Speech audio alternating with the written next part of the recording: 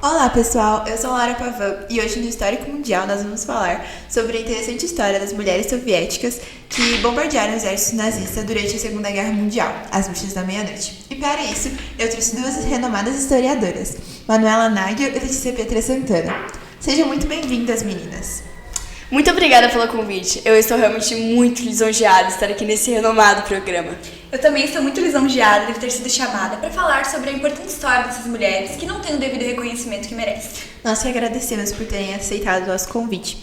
Então, por que não começamos falando um pouco sobre essas mulheres tão importantes? Bom, vamos iniciar bem no começo. Em 1941, o ex-presidente da União Soviética, Joseph Stalin, emitiu uma ordem para implantar 3 unidades da Força Aérea Feminina, incluindo o 588º Regimento, que era o das Bruxas da Meia-Noite.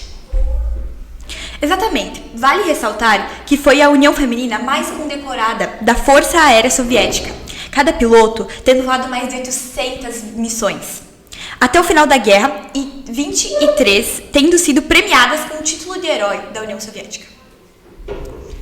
Além disso que ela falou, a função do 588º Regimento era espalhar medo e terror nas tropas alemãs, bombardeando suas linhas de defesa avançadas dentro da URSS, causando pânico e impossibilitando o descanso das tropas com bombas de assédio. O bombardeio de assédio é uma tática psicológica, na qual fustiga seu inimigo com bombas de baixa potência, imprimindo as tropas assediadas, levando estresse, abaixando a moral e minando sua aptidão para a luta. Esses fatos são realmente muito interessantes. Isso foi um exemplo impressionante de coragem e determinação durante a Segunda Guerra Mundial. Mas qual é o sentido de Bruxas da Meia-Noite, o nome dado a elas? Então, o nome foi dado devido à técnica de bombardeio que elas utilizavam. Elas deixavam o motor em marcha lenta, perto do alvo, e voavam até o ponto de lançamento da bomba, com apenas o ruído do vento para revelar sua localização. Os soldados alemães comparavam o som ao de vassouras e chamaram as pilotos de Bruxas da Meia-Noite. Até hoje, elas são reconhecidas dessa forma por terem causado muito medo nos soldados nazistas. Uma história muito intrigante, de fato. Agora, trazendo um pouco para a atualidade, para onde a mídia conhece, as mulheres de hoje em dia usam essa história como um exemplo de empoderamento feminino. E vocês, como historiadoras, concordam com isso?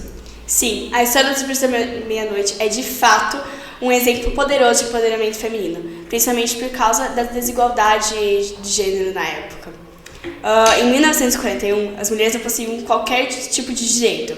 Elas terem feito missões aéreas na Segunda Guerra Mundial, com certeza é uma prova de empoderamento feminino.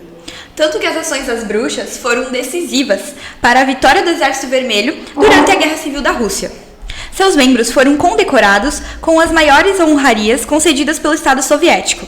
E o legado dessa história mostra o quanto as mulheres foram protagonistas do maior conflito armado da humanidade.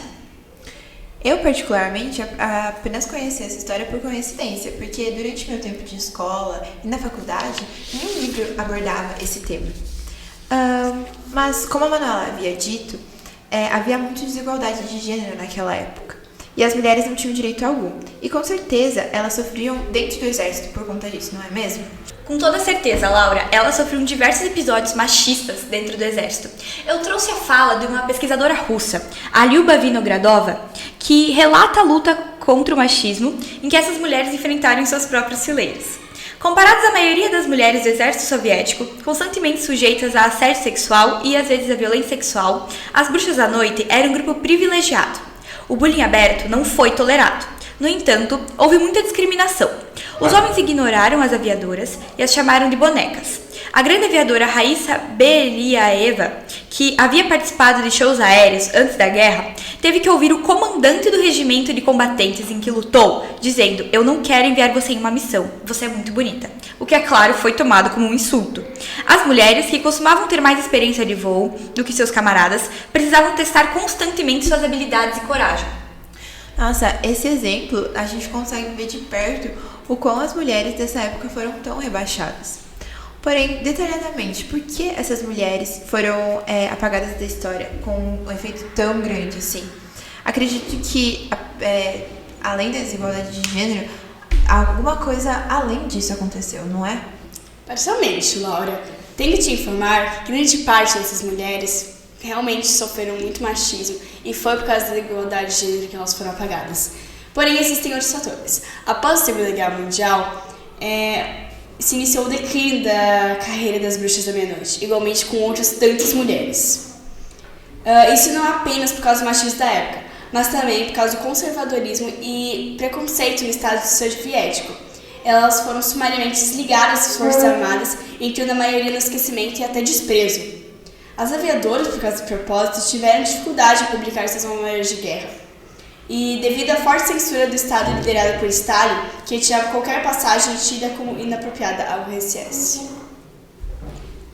E mesmo com tamanha dedicação ofertada em prol à sobrevivência do Estado soviético, o stringente conservadorismo e preconceito, sobretudo de gênero, permeava a sociedade soviética e prevaleceu, encerrando prematuramente a carreira das aviadoras, infelizmente.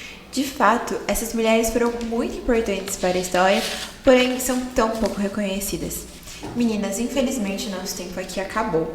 Mas agradeço muito por vocês terem vindo e tirado um pouco do tempo de vocês para falarem sobre essa história. Nós que agradecemos a oportunidade, Laura. É sempre bom compartilhar histórias. De fato, só temos a agradecer a você. Então, gente, foi isso. Espero que vocês tenham gostado. Deixem um joinha, se inscrevam no nosso canal e ativem o sininho de notificações para não perder nenhuma novidade. E um forte abraço e até a próxima. Até! Tchau! Beijo!